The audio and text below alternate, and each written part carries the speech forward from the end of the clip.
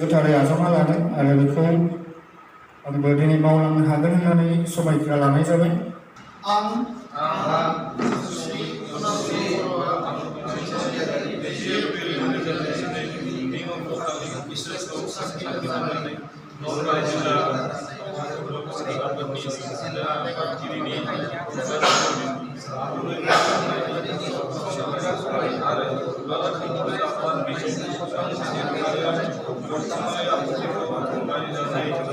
आं गिबियावनो नलबारि जिल्ला दुलाराय बर' फरायसा आफादनि दिनैनि आफादगिरि समायखिराखौ लानानै बर' जातिनि एबा नलबारि जिल्लायाव थानाय गासै रायजो राजाफोरनि जिखिनि जेंना बे जेंनाफोरखौ हानायमानि सुफुंगोन, देहा मोदोम जिउ होनानै आंनि मावनो गोनां बिबानखौ आबुङै मावलांगोन होननानै आं समायखिरा दिनै होयो।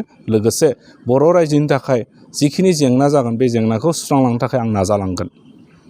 दा नलबारि जिल्लायाव गोबांद्रायबो सुबुं माने खम नंद्राया, जोंनिया 30 प्लास दङ नलबारि जिल्लायाव। बे हिसाबै नलबारि जिल्लायाव बेबायदि हाइ स्कुला जोंहा 13था हाइ स्कुल दङ, कलेजबो दङ, इउनिभारसिटिबो दङ हिसाबै जोंहा गोबां खामानि मावनो लागा दङ।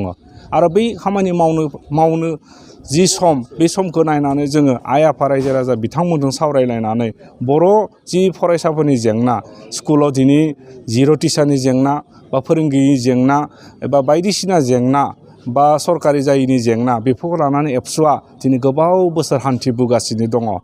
थांनाय गोबां बोसोराव जोङो फोरोंगिरि मोनबोदियासै। आसा थिदों बिटिसि गभर्नमेन्टनिफ्रायबो जों फोरोंगिरिखौ मोनगोन होननानै।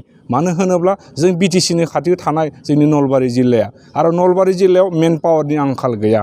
गुबुन हारिया दावगादोंब्ला जोंनि बर' हारियाबो दावगालांनांगोन। सोलोंथाइयासो मोनसे हारिनि मेगनखौ गेवहोयो हिसाबै जों सोलोंथाइनि सायाव खामानि मावलांगोन। आरो जों फैबाय थानाय समाव आइ आफा बिदा फंबाय गासैजोंबो सावरायलायना, गोरों गोराबो सावरायलायनानै मोनसे स्ट्रेटेजिनि गेजेराव खामानि मावलांगोनखौ आं मिजिंथियो। आरो जोंहा नलबारि जिल्लायाव मोनसे बिराद खाफाल गोनां, बे नलबारि टाउननिफ्राय एबा गणेश मन्दिरनिफ्राय 1.5 किल'मिटार डिस्टेन्सआवनो जोंहा कुमार भास्कर एनसियेन्ट संस्कृत इउनिभारसिटि दङ। बेयाव गोबां बर' लाइमोनफोरा, सेंग्रा सिख्लाफोरा बेहाय MA बा PG कर्स खालामनो फैयो। आं गोबांखौनो लोगो मोनबोदों। आरो बिथांमोना गोबां फरायनानै सोरबा सोरबि दिनै साख्रिबो मोनबाय, सोरबा सोरबि फोरोंगिरिबो जाबोबाय। आरो बेहाय थांनाय बोसोराव जोंहा बिथां सोलोंथाइ मन्त्रि रमेश पेगुआ बर' आयदाखौ थिसननो थाखाय जोंनिनो बे कुमार भास्कर संस्कृत इउनिभारसिटिनि भाइस चेन्सेलर बिथांजों सावरायलायनानै थाबैनो बेखौ मावफुंनो थाखाय आं आखायाव लागोन।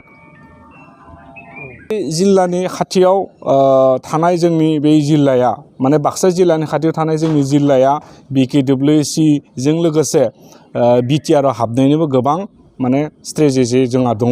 मानो होनबा थांनाय 2003 मायथाइयाव जि मोनसे गोरोबथा जाना थांदोंमोन, बे गोरोबथायाव गोबां गामियानो डिसपुटेड भेलेजआव दङ। आरो बायदियैनो जोंहा मिजिं थिनाय दोङो फैबाय थानाय बे दफानि जि माने गामि सोसननाय, बे गामि सोसननायनि बेलायाव नलबारि जिल्लानि माने जिखिनि नांगौ, बे नांगौ गामिफोरा हाबगोनखौ जों मिजिंथियो। आरो जायफोर गामिया हाबा, बियो BKWCआव जोंनिया थोंजोङै बेहाय पलिटिकेल राइटखौ जों मोनगोन होननानै जों मिजिंथिदों। मानो होनोब्ला BKWCआ दिनै 2 बोसोर जाबाय। बेयो इन्टारिम बडि सोलिगासिनो दङ। बे इन्टारिम जोबनायनि उनावनो जोंहा इलेक्सन जागोन जों मिजिंथिदों भेलेज नटिफिकेसननि जोहै।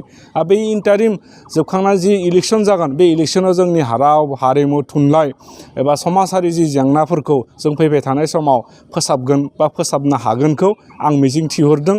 आरो जायफोर दिनैनि दैदेनगिरि बिथांमोना बर' जातिनिनो सासे सोद्रोमा, बे बिथांमोनाबो निस्सय बर' जातिखौ गोजौआव लांनो थाखाय बिथांमोनाबो स्ट्रेटेजि माने बानायदों। आरो स्ट्रेटेजिनि गेजेरजों बर' जातिखौ गोजौआव लांनांगोन। मानो होनोब्ला बेहाय गासैनिबो हेफाजाबजोंसो मोनसे हारिया थांना थानो हायो, आं बेखौ फोथायो। बर' रावखौ जि रायज्लायनायनि जि सरसा, बे जिहेतु जोंनि बर' हारिनि गेजेरावनो जि माने जोबलांबाय थादों, बेयो सरासनस्रायै नलबारि जिल्लायावल' नङा, गोबां जायगायावनो दङ। थेवबो नलबारि जिल्लायावबो जोंहा गोबां दङ।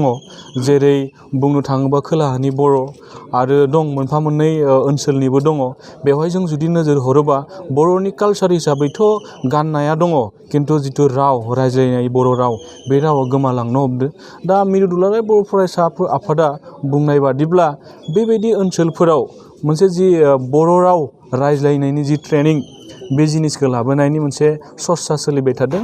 बेनिखायनो जोंबो बुंदों, मिरु आफादखौ जोंबो बुंदों, जिल्ला आफादा, जे जोंनि ओनसोलावबो बेबायदि ओरैबायदि मानसि दङ जाय जेराव बर' मानसि खिन्थु बर' राव रायज्लायनाया खमिलांदों, गुबुन रावखौ बजबना लादों। बेनिखायनो बेवहायबो ट्रेनिं सेन्टारखौ जोंनोबो नांगौ, बे लेखायै जों बुंनाय जादों। आरो बे ट्रेनिं सेन्टारखौ लाबोब्लासो नलबारि जिल्लानि खायसे ओनसोलाव थानाय बर' राव रायज्लायनो रोङै, गुबुन रावखौ रायज्लायग्रा बिथांमोना मोजां मोनसे लामायाव फैनो हागोन, आं बेखौ आसा खालामो।